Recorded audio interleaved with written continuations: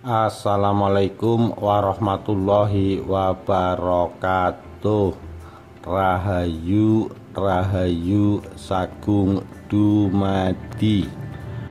Detik-detik Raden Patah memberontak terhadap Majapahit, menyerang kerajaan ayahandanya sendiri.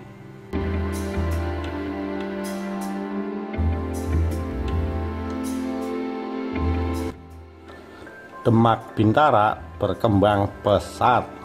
Tempat ini dirasa strategis untuk pengembangan militansi Islam karena letaknya agak jauh dari pusat kekuasaan. Di Demak Bintara, para ulama-ulama putihan sering mengadakan pertemuan. Jadilah Demak Bintara dikenal sebagai kota 1000 wali. Ditambah pada tahun 1475 Masehi, seorang ulama berdarah Mesir Sunda datang dari Mesir. Dia adalah Syarif Hidayatullah. Dia datang bersama ibunya, Syarifah Mudaim. Syarifah Mudaim adalah putri Pajajaran, putri dari Prabu Siliwangi, penguasa kerajaan Pajajaran. Nama asli Syarifah Mudaim adalah Dewi Rara Santang. Dia bersama kakaknya Pangeran Walang Sungsang tertarik mempelajari Islam. Ketika berada di Mekah, Dewi Rara Santang dipinang oleh bangsawan Mesir, Syarif Abdullah. Menikahlah Dewi Rara Santang dengan bangsawan ini dan namanya berganti Syarifah Mudaim. Dari pernikahan ini lahirlah Syarif Hidayatullah. Pangeran Walang Sungsang mendirikan daerah hunian baru di pesisir utara Jawa Barat. Dikenal kemudian dengan nama Tegal Alang-Alang, lantas berubah menjadi Caruban, berubah lagi menjadi Caruban Larang. Pada akhirnya dikenal dengan nama Cirebon sampai sekarang. Pangeran Walang Sungsang dikenal kemudian dengan nama Pangeran Cakrabuana. Oleh ayahandanya Prabu Siliwangi diberi gelar kehormatan Sri Manggana. Syarif Hidayatullah, keponakan Pangeran Cakrabuana, lantas dikenal dengan nama Sunan Gunung Jati. Awal tahun 1478 Sunan Ampel wafat. Sunan Giri terpilih sebagai penggantinya. Pusat Majelis Ulama Jawa kini berpindah ke Giri Kedaton. Dan pada waktu inilah tragedi Syekh Siti Jenar terjadi. Syekh Siti Jenar dipanggil ke Giri Kedaton dan disidang oleh Dewan Wali Sanga di bawah pimpinan Sunan Giri. Walau tidak mengakui keberadaan Majelis Ulama Jawa, beliau tetap hadir. Beliau dituduh telah menyebarkan aliran sesat. Adapun yang menuduh sebagai antek-antek Syiah, ada juga yang menuduh kalau beliau ahli sihir dan lain sebagainya. Pada sidang pertama, para ulama yang tergabung dalam Dewan Wali Sanga tidak bisa menemukan kesalahan Syekh Siti Jenar, sehingga beliau lantas dibebaskan dari segala tuduhan. Namun bagaimanapun juga Syekh Siti Jenar adalah duri dalam daging bagi mereka. Maka sejak saat itu kesalahan-kesalahan beliau senantiasa dicari-cari. Konsentrasi Dewan Wali Sanga terpecah pada rencana perebutan kekuasaan. Melalui serangkaian musyawarah yang pelik, maka disimpulkan kekuatan militansi Islam sudah cukup siap untuk mengadakan perebutan kekuasaan. Raden Patah, Adipati Demak Bintara, terpilih secara mutlak sebagai pemimpin gerakan. Kubu Abangan tidak menghadiri musyawarah ini. Apalagi semenjak Dewan Wali Sanga atau Majelis Ulama Jawa dipegang Sunan Giri, hubungan kubu putihan dan kubu abangan kian meruncing. Sunan Kalijaga dan para pengikutnya hanya mau membantu Dewan Wali Sanga merampungkan pembangunan Masjid Demak. Selebihnya mereka tidak ikut campur. Persiapan sudah matang, tinggal memilih hari yang ditentukan. Pasukan Telik Sandi atau intelijen Majapahit mengendus rencana ini. Prabu Brawijaya mendapat laporan para pasukan intelijen yang ada di sekitar Demak Bintara. Sayangnya, beliau tidak begitu mempercayainya. Beliau berkeyakinan tidak mungkin Raden Patah, putra kandungnya sendiri, akan nekat berbuat seperti itu. Prabu Brawijaya tidak memahami betapa militannya orang yang sudah terdoktrin. Dan manakala pergerakan pasukan besar-besaran terdengar, yaitu pasukan orang-orang Islam putihan, gabungan dari seluruh laskar yang ada di wilayah pesisir utara Jawa Timur sampai Jawa Barat mulai bergerak. Keadaan menjadi gempar. Para pejabat daerah kalang kabut. Mereka tidak menyangka orang-orang Islam sedemikian banyaknya. Setiap daerah yang dilalui pasukan ini tidak ada yang bisa membendung. Kekuatan mereka cukup besar, persiapan mereka cukup tertata. Sedangkan daerah-daerah yang dilalui tidak mempunyai persiapan sama sekali. Daerah per daerah yang dilewati harus melawan sendiri-sendiri. Tidak ada penyatuan pasukan dari daerah satu dengan daerah lain. Semua serba mendadak dan tidak ada pilihan lain kecuali melawan atau mundur teratur. Gerakan pasukan ini cukup kuat. Para adipati yang berhasil mundur segera melarikan diri ke ibu kota negara. Mereka melaporkan agresi mendadak pasukan pesisir yang terdiri dari orang-orang Islam itu. Dan dari mereka Prabu Brawijaya mendapat laporan yang mencengangkan, yaitu telah terjadi pergerakan pasukan dari Demak Bintara. Pasukan berpakaian putih-putih, berbendera tulisan asing, berteriak-teriak dengan bahasa yang tidak dimengerti. Pasukan ini dapat dipastikan adalah pasukan orang-orang Islam, dan kini tengah bergerak menuju ibu kota negara Majapahit. Percaya tidak percaya, Prabu Brawijaya mendengarnya. Laporan pasukan Telik Sandibaya selama ini telah menjadi kenyataan. Namun Prabu Brawijaya tetap tidak bisa mengerti. Mana mungkin Raden Patah berbuat seperti itu? Mana mungkin orang-orang Islam berani dan tega mengandalkan pemberontakan. Selama ini Majapahit telah memberikan bantuan material yang tidak sedikit bagi mereka semua. Dada Prabu Brawijaya seketika serasa sesak bagai dihantam palu. Bergemuruh mendidih. Beliau menyebut nama Mahadewa berkali-kali. Seluruh pembesar Majapahit tegang. Mereka menantikan komando Sang Prabu. Waktu berjalan cepat. Sang Prabu masih belum mengeluarkan titah apapun. Pergerakan pasukan sudah memasuki Madiun. Sebentar lagi mencapai wilayah Kediri. Sudah teramat dekat dengan ibu kota negara.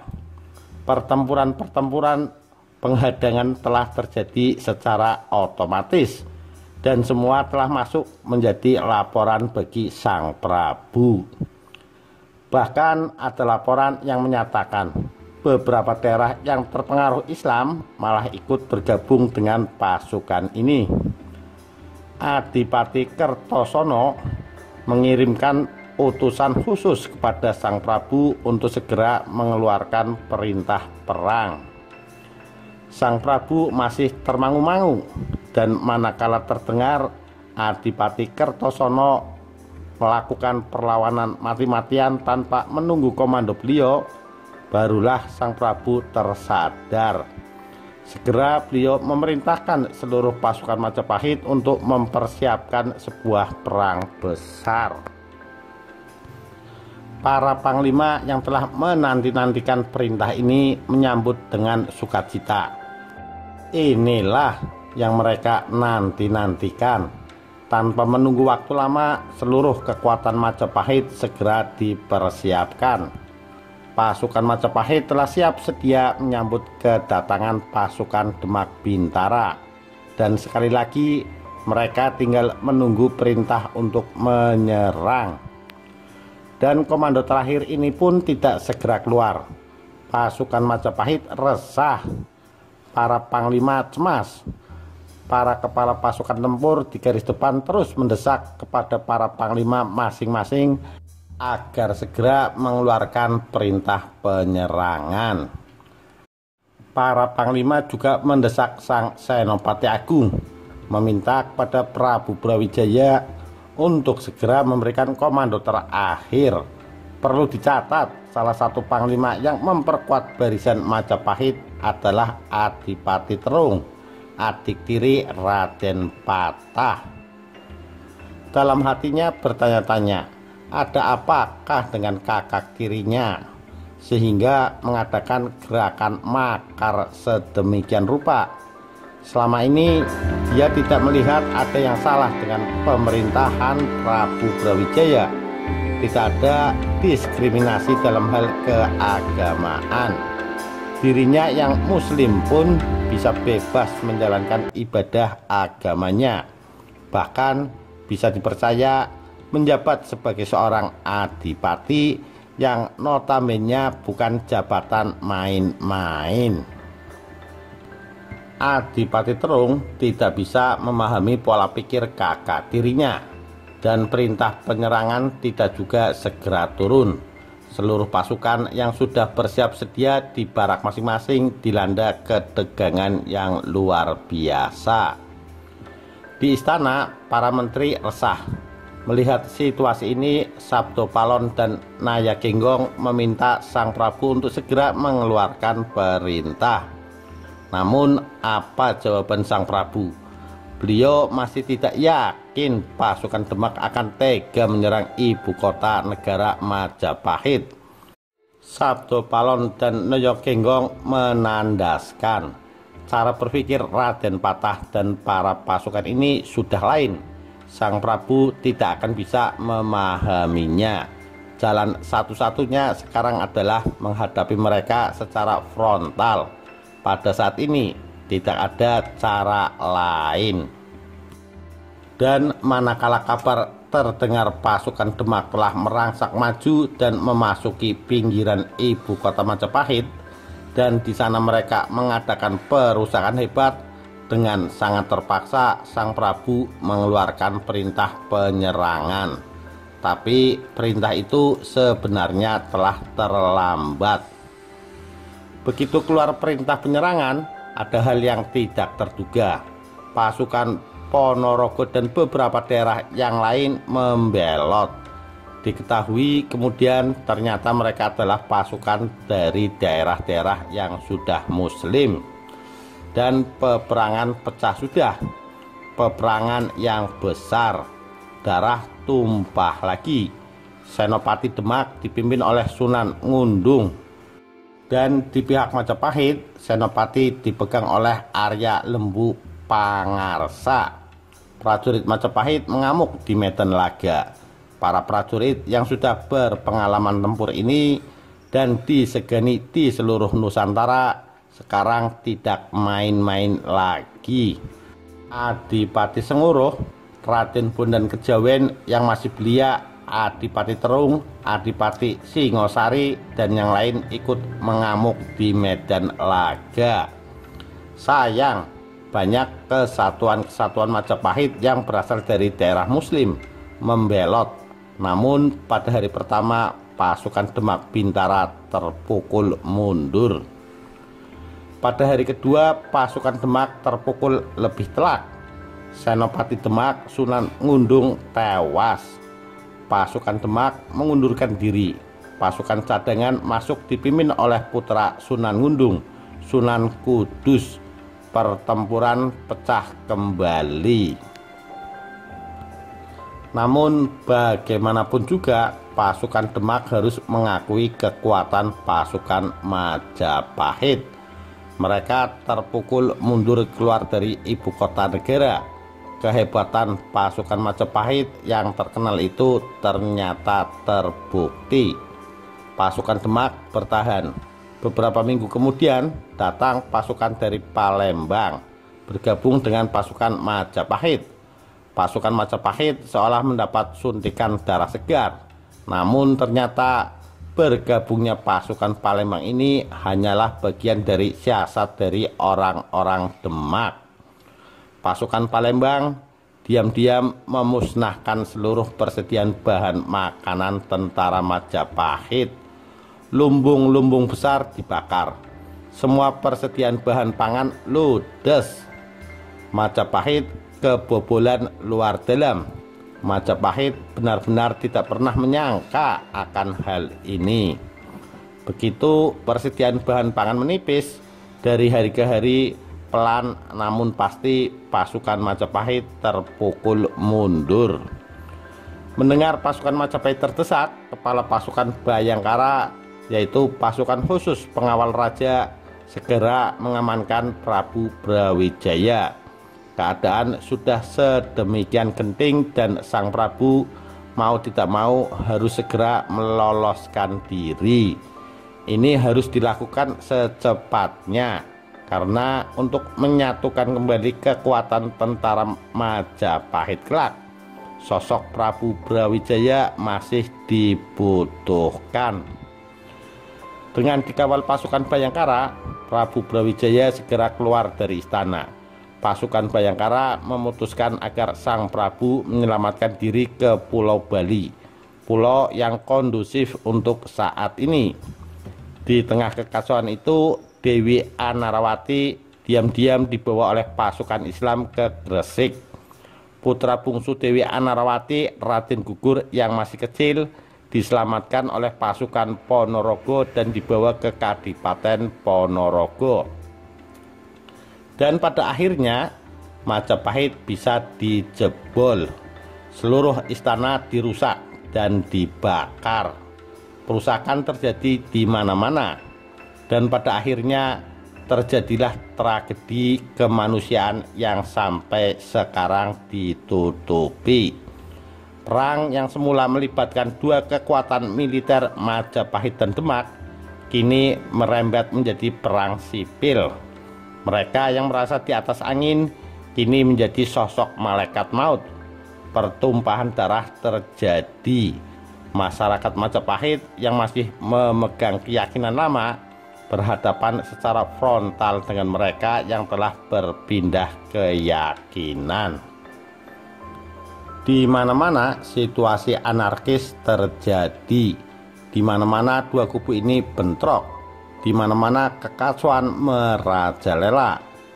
Jawa dalam situasi chaos. Ibu Pertiwi menangis. Ibu Pertiwi terluka. Putra-putranya kini tengah saling menumpahkan darah hanya karena di salah satu pihak tengah dilanda ketidaksadaran. Akibat tragedi yang mencabut segala sendi-sendi masyarakat Majapahit ini, bangunan-bangunan indah dari Kerajaan Agung Majapahit musnah tak berbekas. Majapahit yang terkenal sebagai macan Asia ludes dibabat habis. Di Jawa Timur, Majapahit seolah-olah hanya sebuah mitos belaka karena banyak peninggalan dari zaman keemasan Nusantara ini hancur karena kebecikan. Hanya sedikit saja yang tersisa, dan yang sedikit itulah yang masih bisa kita saksikan hingga sekarang. Eksodus besar-besaran terjadi. Para agamawan, para bangsawan, dan rakyat yang tetap memegang teguh keyakinannya menyingkir ke tempat-tempat yang dirasa aman. Kebanyakan menyeberang ke Bali, Kalimantan, dan Lombok. Ada seorang putri selir Prabu Brawijaya yang melarikan diri bersama sisa-sisa prajurit Majapahit dan beberapa penduduk. Dia bernama Dewi Rara Anteng. Bersama suaminya Raden Cakaseger, dia menyingkir ke Pegunungan Bromo. Sampai sekarang keturunan mereka masih ada di sana, dikenal dengan nama suku Tengger, diambil dari nama Dewi Rara Anteng dan Raden Cakaseger. Di wilayah Pegunungan Bromo, pasukan Demak memang tidak bisa menjangkau. Medannya cukup sulit dan terisolir. Dengan dikawal oleh pasukan Bayangkara dan beberapa kesatuan pasukan yang tersisa, Prabu Brawijaya menyingkir ke arah timur, dan untuk sementara beliau tinggal di Blambangan. Adipati Blambangan memperkuat barisan pasukan ini, dan tak hanya itu, para penduduk Blambangan pun dengan sukarela ikut menggabungkan diri. Mereka benar-benar melindungi Prabu Brawijaya ekstra ketat. Mereka siap tempur di Blambangan. Keadaan darurat diberlakukan. Selama ada di Blambangan, Prabu Brawijaya terus terusik batinnya. Raden Patah, yang biasa beliau panggil dengan nama Patah, ternyata telah tega melakukan ini semua. Kebaikan beliau selama ini dibalas dengan racun. Sabdo Palon dan Nayagenggong menambahkan hati sang Prabu. Nasi sudah menjadi bubur, tidak patut disesali lagi. Kini saatnya untuk menata kembali yang tersisa. Dan untuk tujuan itu, Prabu Brawijaya harus menyeberang ke Pulau Bali. Demikian detik-detik Raden Patah memberontak terhadap Majapahit. Ditulis oleh Damar Sasangka 15 Oktober 2009. Sekian, terima kasih. Kita tunggu kelanjutan kisah perjalanan Prabu Brawijaya selanjutnya. Wassalamualaikum warahmatullahi wabarakatuh. Rahayu, Rahayu Sagung Dumadi.